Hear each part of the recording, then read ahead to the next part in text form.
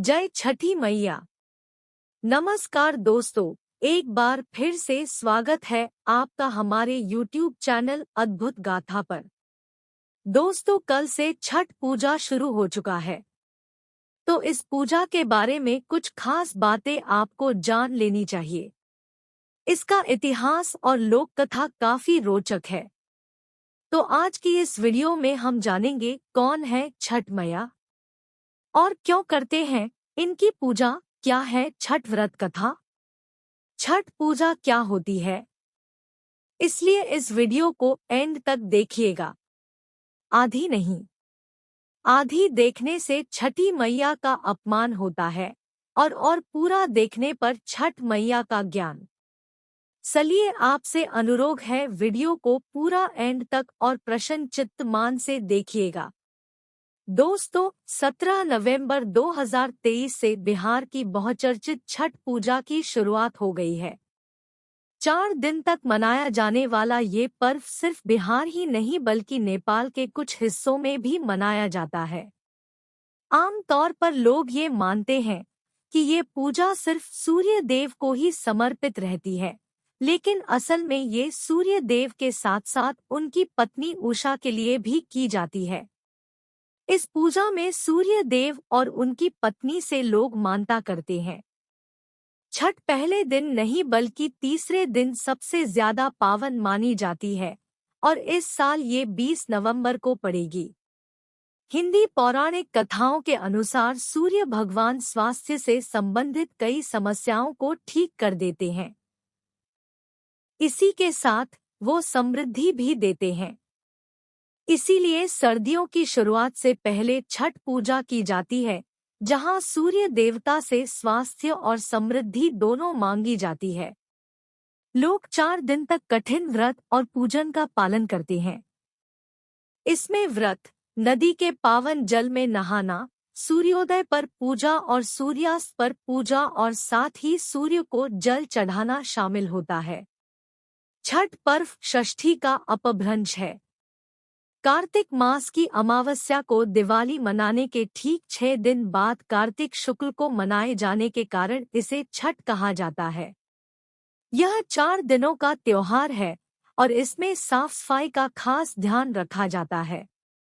इस त्योहार में गलती की कोई जगह नहीं होती। इस व्रत को करने के नियम इतने कठिन हैं, इस वजह से इसे महापर्व और महाव्रत के नाम से संबोधित किया जाता है।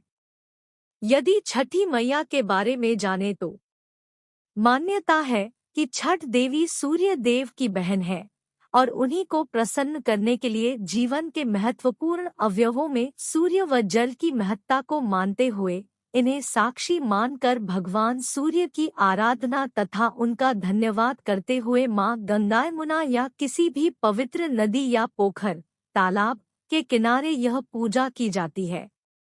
षष्ठी माँ यानी छठ माता बच्चों की रक्षा करने वाली देवी है।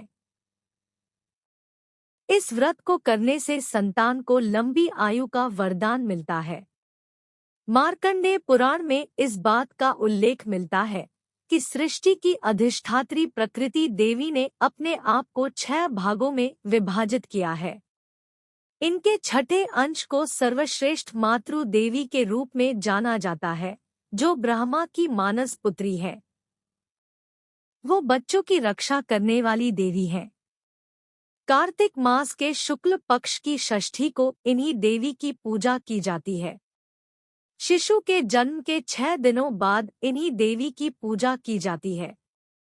इनकी प्रार्थना से बच्चे को स्वास्थ्य, सफलता और दीर्घायु होने का आशीर्वाद मिलता है। पुराणों में इन्हीं देवी का नाम कात्यायनी बताया गया है, जिनकी नवरात्रि की षष्ठी तिथि को पूजा की जाती है। दोस्तों, शास्त्रों में वर्णित है कि छठी मैया की कथा सुनने से सारी मनोकामना पूरी होती है।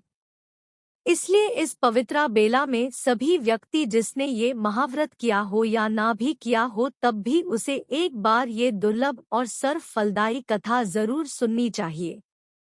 तो आइए दोस्तों, छठी मैया के चरणों में नमन करते हुए शुरू करते हैं छठ व्रत कथा।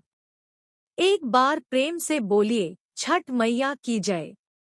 कथा के अनुसार प्रियव्रत नाम के एक राजा थे।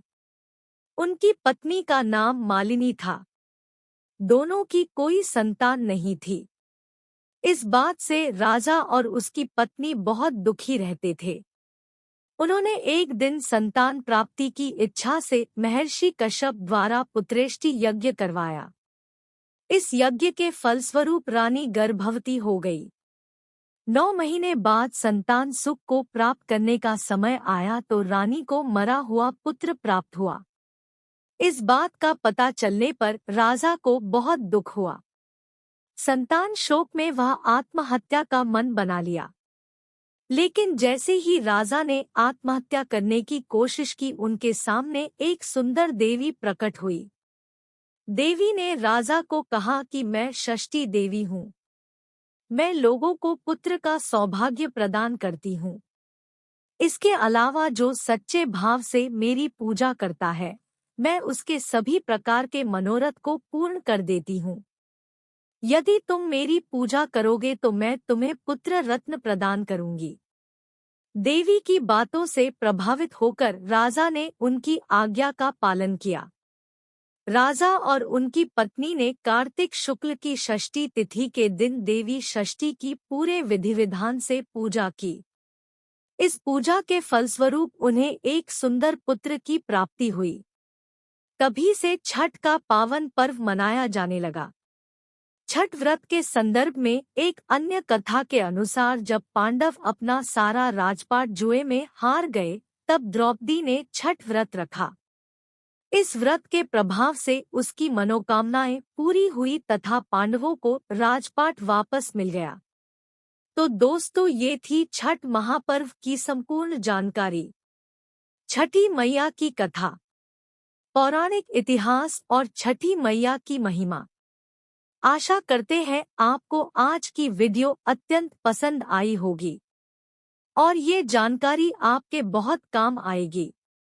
यदि आपको हमारी वीडियो पसंद आई है तो एक लाइक करें और कमेंट में प्रेम से जय छठी मैया, जय सूर्य देव अवश्य लिखिएगा।